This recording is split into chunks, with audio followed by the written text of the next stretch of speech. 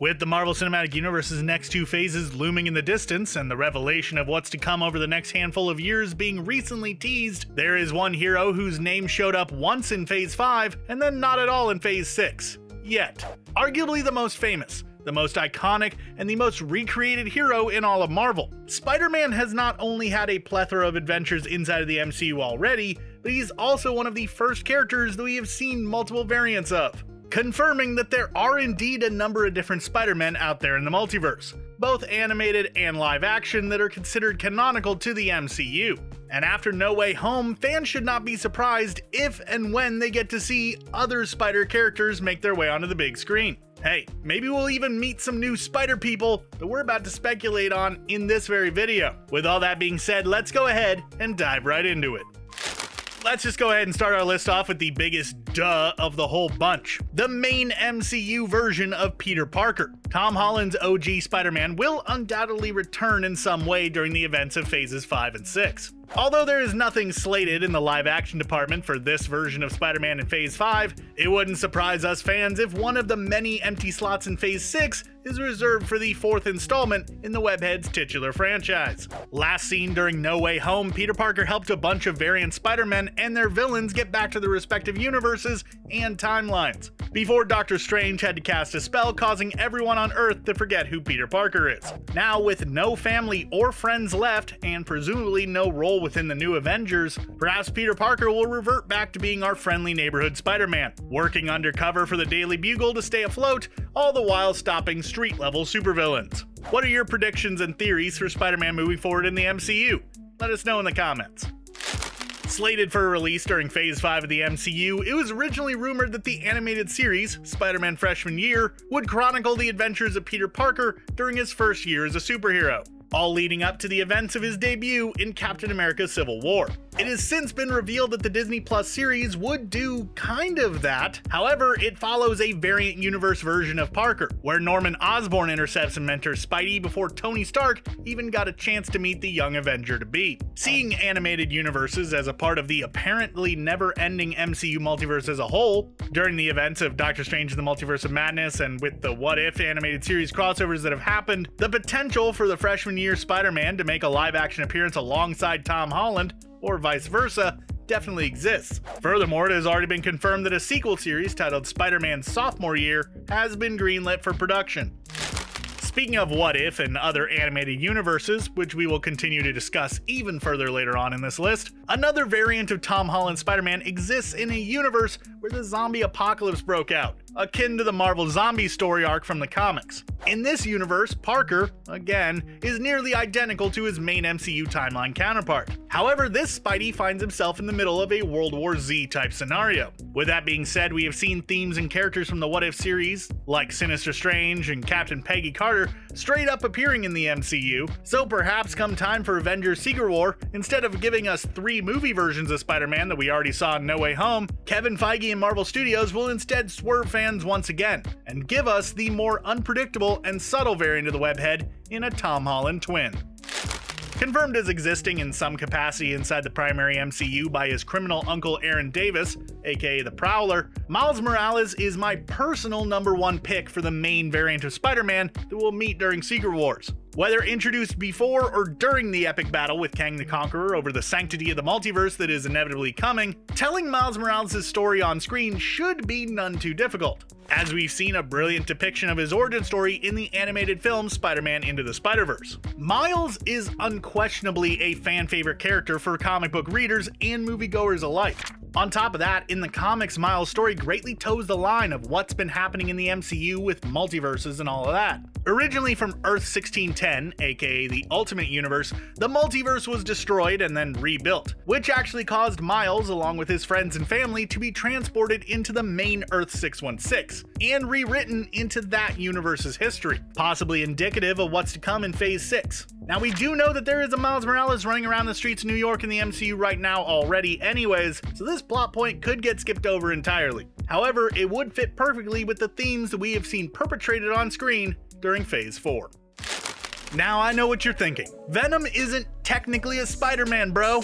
And you're not wrong. However, the black suit did debut in the comics worn by Spider-Man way before Venom was ever a thing. Interestingly enough, Spider-Man also first donned the symbiote suit during the events of the original Secret Wars, which is exactly what we're gearing up for inside of the MCU. Furthermore, Eddie Brock, as portrayed by Tom Hardy, did appear in the MCU during the mid-credits scene for both Venom Let There Be Carnage and Spider-Man No Way Home, confirming that the events of the Venom movies happen within a universe recognized as part of Marvel's greater multiverse. Also, it seems as though all the symbiotes are cosmically connected in some way, as Venom recognized Spider-Man in his costume upon seeing the webhead on television, though that doesn't necessarily mean he recognizes Tom Holland's Spidey, but a version of the web slinger nonetheless. To take speculation one crazy step further, now that we have seen characters from Sam Raimi's Spider-Man universe inside of the MCU as well, there is a small chance that we could see Topher Grace's interpretation of Eddie Brock and Venom one more time too. Does anyone really want that though? Regardless, if we don't ever get to see the highly anticipated and often rumored Tom Holland cameo in the Venom franchise, then perhaps a version of Eddie Brock will pop up somewhere during phases 5 or 6.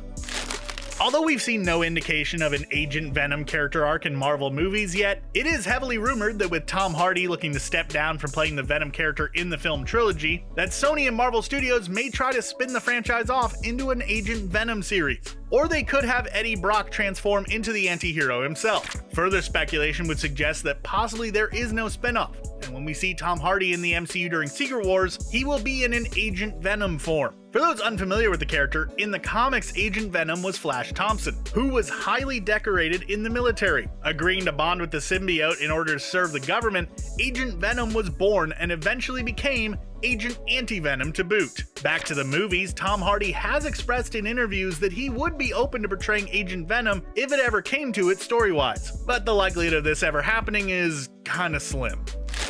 After rave reception from fans and critics alike, with some even going on to say the Amazing Spider-Man movies were salvaged because of his appearance, Andrew Garfield's depiction and sort of trilogy moment for his rendition of Peter Parker in No Way Home was phenomenal. So good, in fact, that there have been people clamoring online for the Amazing Spider-Man film series to continue within the Sonyverse, finally getting some form of closure for his franchise that was cut short. And albeit inside of the MCU, there is a bit of a chance that we will someday see Garfield return to the big screen as Spidey once again. In a perfect world where I'm at the helm of all Marvel movies, I would have Tom Holland continue as MCU Spider-Man, as they seem to be doing, and have Andrew Garfield continue his Amazing Spider-Man franchise under the Sony Marvel universe and whatever wacky spider stories they're trying to tell over there.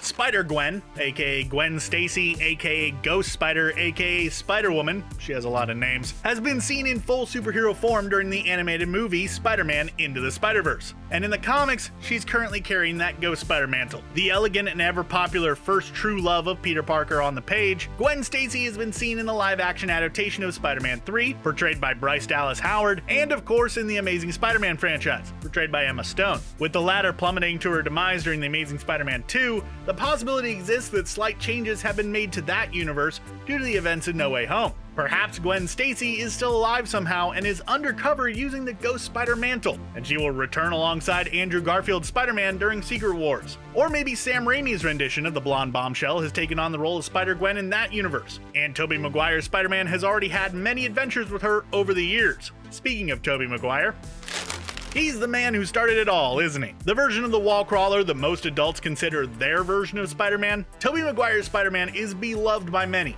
along with the Raimi-Verse as a whole. And fans rejoiced when we finally got to revisit this character after nearly 2 decades without a follow-up. The original Spider-Man trilogy saw Maguire's interpretation of Peter Parker take on the likes of both the Green Goblin, Doc Ock, Sandman, Venom, and even whatever the heck James Franco was. Hobgoblin, I guess that's about the closest you'd get. It also gave us the often memed evil emo Dancing Pete, but I think that most people would rather choose to forget that ever happened. More recently, Maguire's Spidey returned during the events of No Way Home to help MCU Spider-Man and friends defeat the various multiversal time-hopping villains that wound up on that main Earth. Because of these events, it is possible that we could see all 3 Spider-Men team up once more in Phase 5, or 6 of the Marvel Cinematic Universe. And just like Andrew Garfield with the Amazing Spider-Man franchise, fans have been asking that we revisit Maguire's universe cinematically as well, and pick up where we left off with Old Man Parker attempting to balance being Spider-Man while keeping his confirmed family intact. To steal a segue from the previous entry on this list, I'll say this. Speaking of family, on Earth 18119 in the comics, Mary Jane Watson is married to Peter Parker, and they have a beautiful family together. In this universe, MJ also wears a suit that empowers her with the same abilities as her husband Spider-Man, and has taken on the mantle Spinneret. Although this suit dampens the powers of Spider-Man, as it draws from his biologically radiated energy, Spinneret would eventually get a suit that enables her to use her own spider powers. And she's even gifted a suit that is actually a symbiote, increasing her abilities greatly, though that was only temporary. If we read a little bit deeper into the way that Tobey Maguire's Peter Parker talks about his MJ in No Way Home, would it be safe to speculate that possibly Mary Jane Watson of this Raimi-Verse has become Spinneret? Or could in the future? With all the time that has passed since we last visited that universe, is it possible that Peter fashioned his wife a suit for her to assist him in crime fighting? Furthermore, is it entirely possible and more than likely that the two might have had a kid over the years? Let's just assume that if MJ and Pete had a teenage daughter, I wonder what her name would be.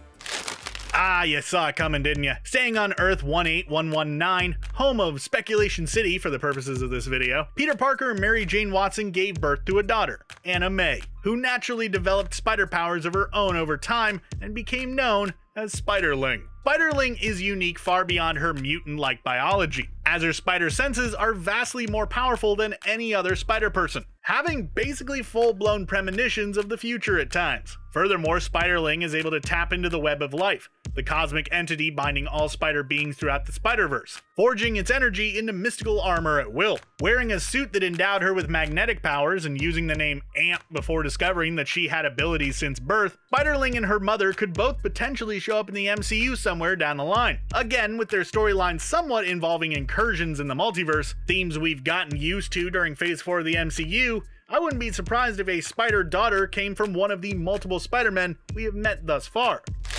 With the future of the Marvel Cinematic Universe focused on time traveling and threats from, well, the future, could it be possible that there is a Spider-Man successor who is already on to Kang the Conqueror and his multiverse-altering plans? In the comics, Miguel O'Hara, aka Spider-Man 2099, aka my favorite Spider-Man, is an engineer and geneticist who survived an attempt on his life, which spliced his DNA with that of a spider, endowing him with several arachnid-like powers. Though we don't know specifically what year the Thanos-level Kang is coming from, is it within the realm of possibility that Peter Parker comes across his time-traveling counterpart in Miguel O'Hara from the year 2099? Perhaps Kang and O'Hara have crossed paths already. In Marvel Comics, cloning is a very common and often reoccurring theme throughout all of Spider-Man's adventures. No matter what timeline or what universe that Peter Parker exists in, somebody somewhere attempts to or successfully clones him. Whether it be a supervillain or himself as the perpetrator behind the act, most famously recognized Ben Reilly, aka Scarlet Spider, and Kane are both clones of Peter Parker who often identify as his brother or simply related to him in some way. I mean, genetically they are all kind of related, right? We also have other examples such as Jessica Drew, aka Spider-Woman, and the Tarantula, who are just more examples of only a couple of Parker's clones or people created with his DNA. It's all kind of a mess, but it all sort of counts. Speaking of Tarantula, we have also seen mindless, monstrous, fully mutated clones of Spider-Man in comics and animated series over the years, such as Man-Spider and the Doppelganger. To have seen this many live-action Spider-Man movies over the last couple of decades and not having Peter Parker encounter a clone of himself once is actually quite shocking when you stop and think about how often it happens on the page. Peter! Yeah? Oh, sorry. Did you mean that? What better way to combat an army of Kangs alongside an army of metahumans and mutants than with your own army of spider people? In all forms of Marvel media, Spider-Man has encountered a myriad of spider beings throughout his adventures and across time. All connected through the web of life, these unique arachnid-like folks are known as spider totems and are connected to each other across the multiverse. Coming together on many occasions to save the fabric of reality and time as we know it, why wouldn't all of the Spider-Men, women, children, pets, and clones get involved in the fray? On top of all that, Tom Holland is rumored to have a cameo in the next Spider-Verse movie. And if that is the case, then I wouldn't be shocked if we saw the whole Spider crew show up in the MCU in phases 5 or 6. It would make the animated Spider-Verse movie somewhat canonical to the MCU, which would be awesome. I mean, could you imagine Spider-Ham and Howard the Duck crossing paths in an episode of What If? I can, and it makes me smile. Hey there. Do animals talk in this dimension? Because I don't want to freak them out. And that's our list. Did we miss any Spider people that you think we might see in phases 5 or 6? What are your theories on the future of Spider-Man in the MCU? Let us know in the comments and make sure you like, subscribe, and enable notifications for more courageous comic content.